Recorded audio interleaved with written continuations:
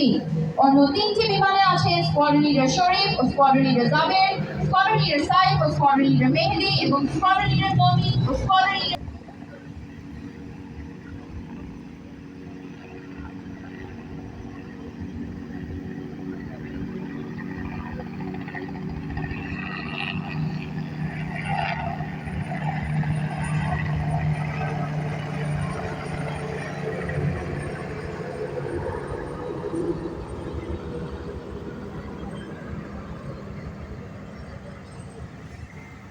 মন্ডলী। পরের সেকশনে রয়েছে পতাকা বহনকারী 4টি MI-17 সিরিজ হেলিকপ্টারের সমন্বয়ে একটি লাইন অ্যাসিস্ট্যান্ট ফরমেশন, যার নেতৃত্বে রয়েছেন উইং কমান্ডার রায়হান ও সাথে আছেন ফ্লাইট লেফটেন্যান্ট রিদওয়ান।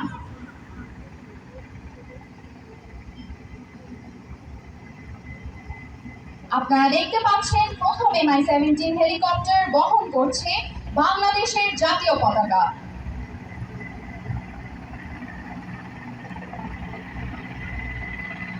এরপর রয়েছে বাংলাদেশ সেনাবাহিনীর পতাকা বহনকারী হেলিকপ্টার, যা পরিচালনা করছেন উইং কমান্ডার বাইজিদ ও স্কোয়াড্রন লিডার আজিম। এবার আপনারা দেখতে পাচ্ছেন